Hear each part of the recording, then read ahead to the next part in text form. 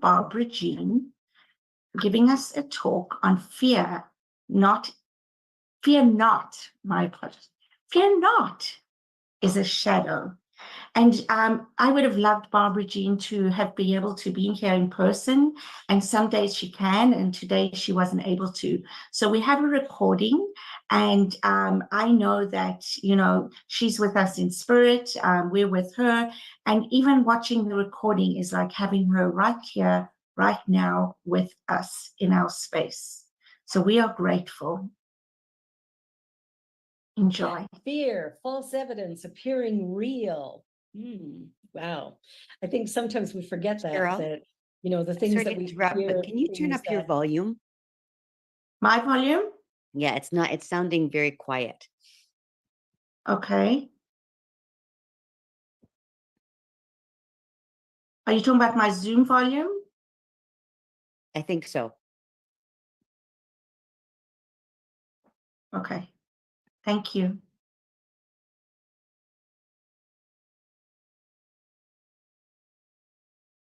That we hang on to, the energy that keeps us a little bit blocked and stopped is just a shadow.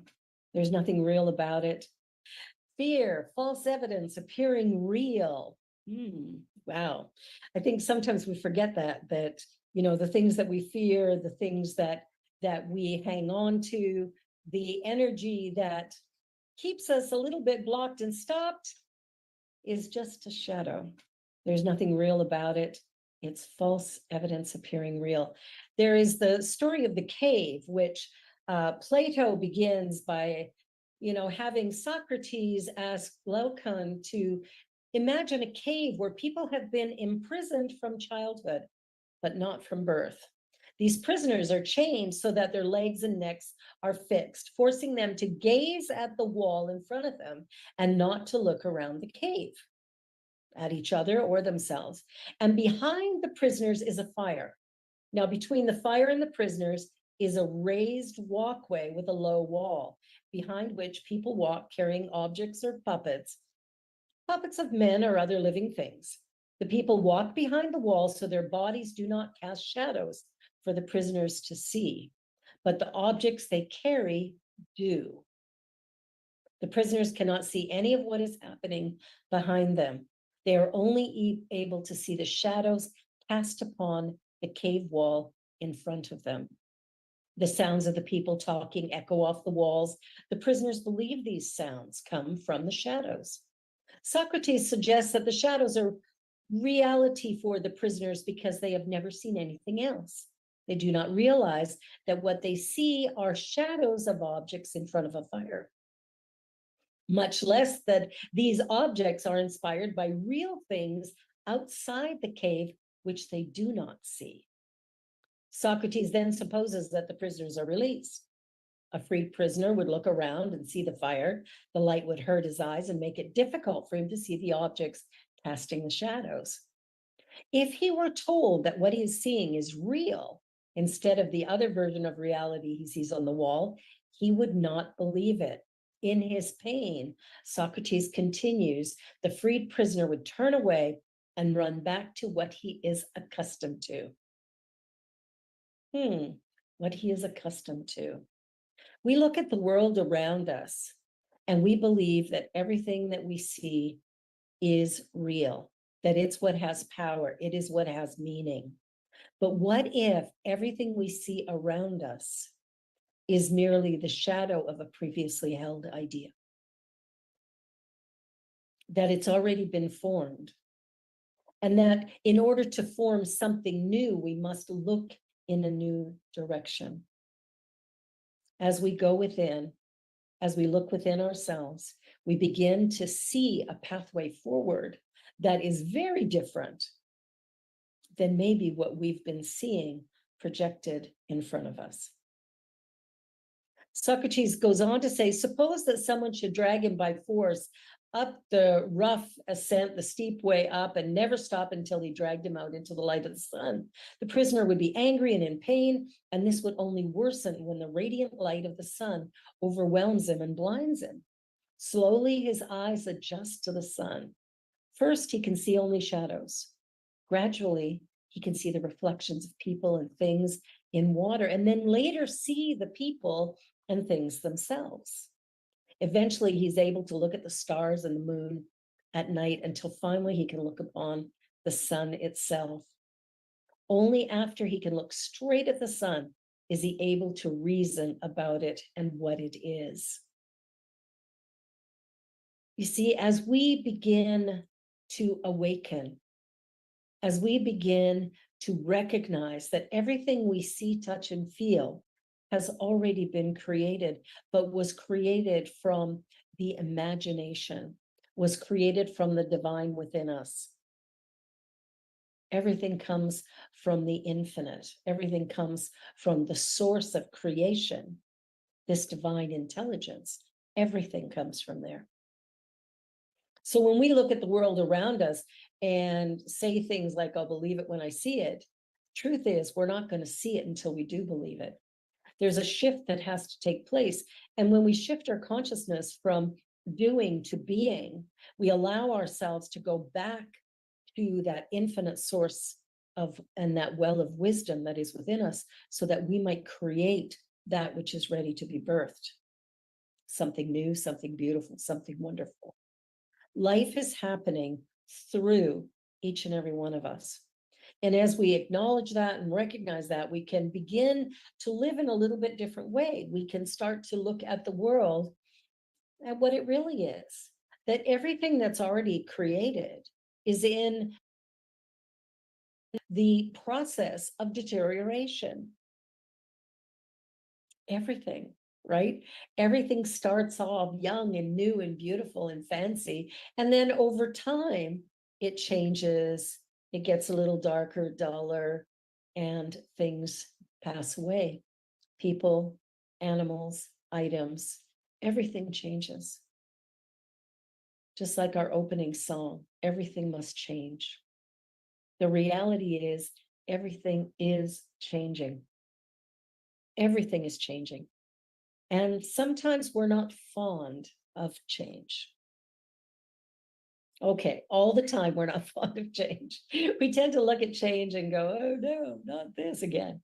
But the truth is that change is the constant. It is the thing that is moving us forward. It's the very thing that brings us fulfillment, satisfaction, joy, and well-being. It is absolutely essential that we find a way to accept change as it comes. Accept the change as it comes. Keep in mind that when we came into this life experience, we were created in the image likeness of the Creator. We were created perfect, whole, and complete. We came in with a little something, something that we do that no one else can do, and that is essential to the unfolding of the universe at this time. So who you are and the gift that you bring, it's not optional, it's essential. We need it. We need you in this world right now, being you, sharing your light, your gift, your talent, because you bring something, a little something, something that no one else can bring at this particular time in the way that you bring it. And we need it. We need it. We need you. Realizing that each one of us is enough, realizing that each one of us is created, unique, and special, that can sometimes go against what we've been taught or what we've been told from the time we were little tiny babies coming into the world. And maybe our parents decided that, you know, they wanted us to be a doctor or a lawyer or a historian or, you know, a realtor or whatever. But the truth is, we're called to something different. We're called to be a singer or a pianist or a music producer, or we're called to be a minister, an architect. Or maybe we're just choose to be a mother and a grandmother, a father.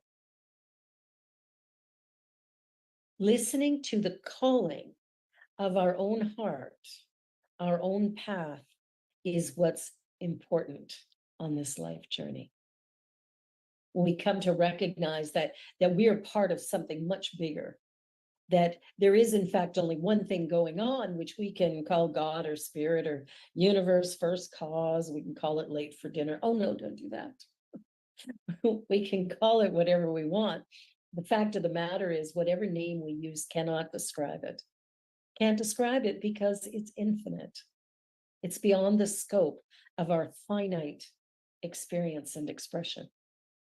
So as we move into this day, and as we move into this week, as we move into living life more authentically and more open than we have in the past, getting comfortable with change is really an important part. The other thing that's important is to really shine the light that each one of us has inside of us. We have to let go of what was, the good, the bad, and the ugly, let go of it all, and stand in this moment as brand new. Stand in this moment as if this is the only moment that has ever existed for you. That nothing else has ever happened that mattered, that what matters is now. And what matters now is that I go within and I listen to that divine spark within me. And I allow it to move. I allow it to grow, to get loud. I allow it life. You know that song we used to sing years ago when we were little kids? Or maybe we still sing it in church sometimes. This little light of mine, I'm gonna let it shine. This little light of mine, I'm gonna let it shine. This little light of mine, I'm gonna let it shine. Let it shine, let it shine, let it shine. There is within you, within each one of us, there is a spark, a divine spark. And that's that light that we all have. And when we stop looking at the shadows, when we stop fearing what might happen someday, somewhere down the line, when we start living from that divine essence within, we start to flourish. Life becomes easier, more peaceful. We are relaxed and more centered, available to spirit, available to really expand and grow. It's time to go inward, to take time every day in silence and in doing spiritual mind treatment, to take time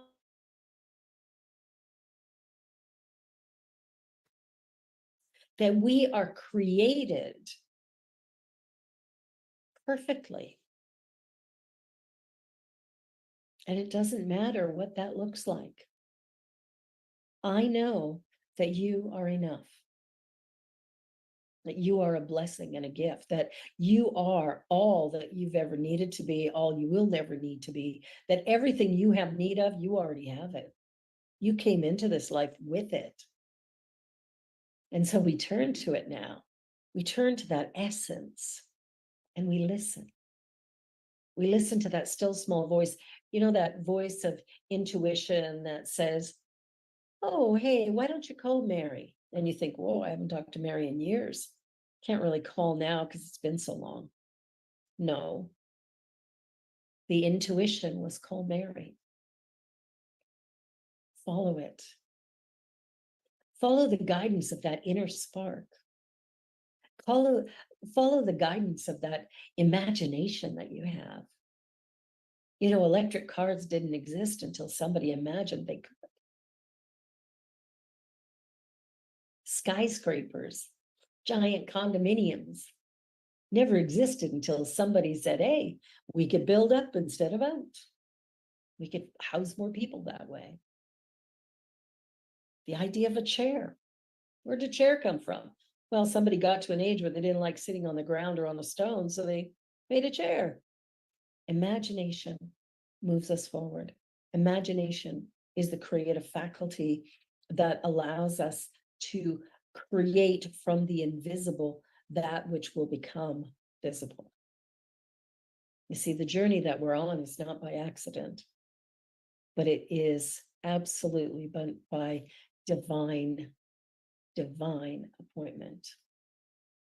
Every one of us came here with something specific to do. And whatever it was of value. Whatever it is of value. So regardless of how long our lifespan is, regardless of how many people we come to meet or who we touch with our own unique gift, the reality is that each one of us came into this life to bring something. And whether we bring it to one person or 1 billion people is irrelevant. What's required is that we bring it, that we bring our light in our way to a world that is calling for love. Whenever I see any form of disconnection, I see it as a call to love.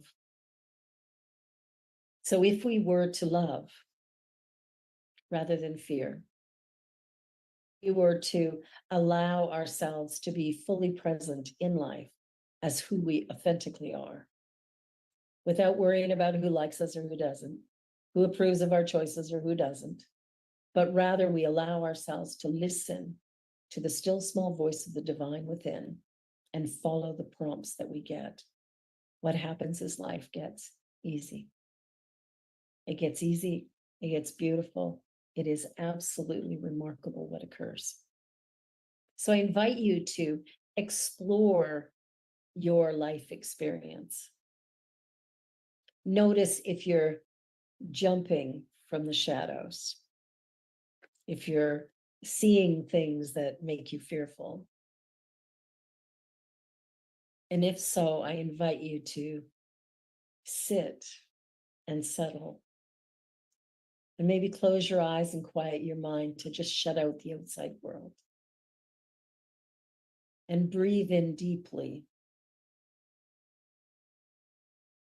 As you acknowledge that there is just one power in the universe, one infinite intelligence, and it's present right here, right now, being you.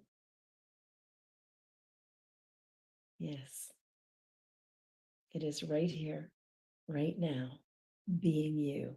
There is nothing to fear except fear itself.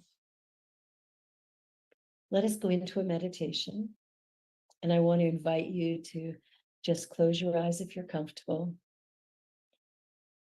Place your feet flat on the floor.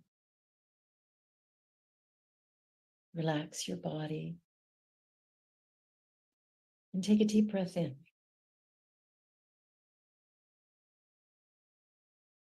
And as you exhale slowly, just feel your body relax a little further.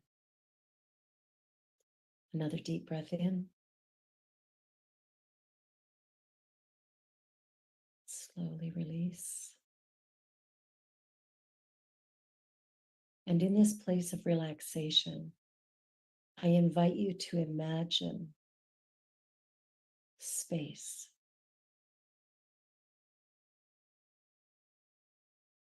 Empty space.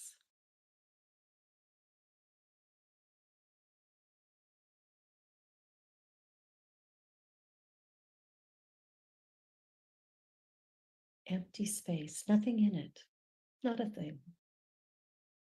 Just this blank space.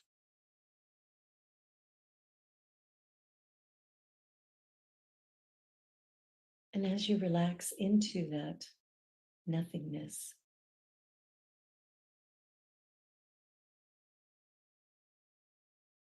to go within and bring forth your gift. Visualize it in this blank space.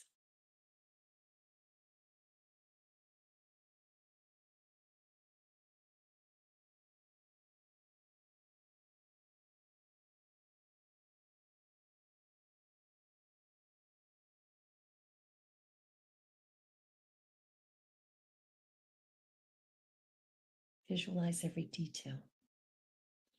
Sights, sounds, smells. Bring it to life.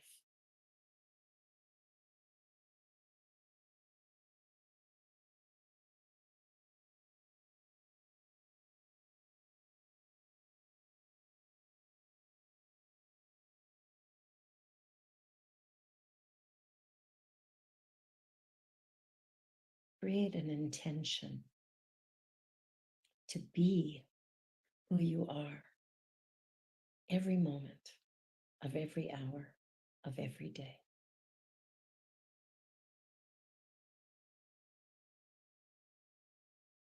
I am who I am.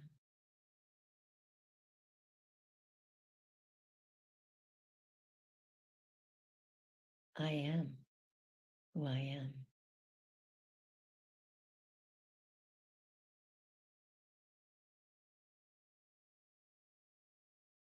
I am the divine presence of the Eternal One.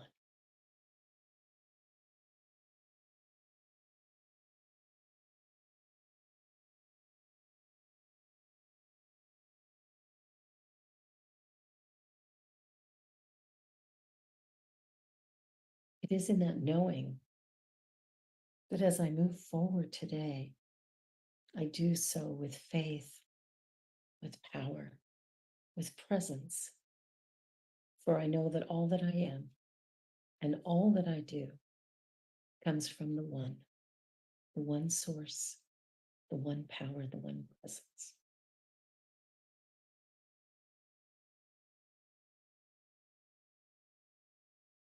And taking a deep breath in.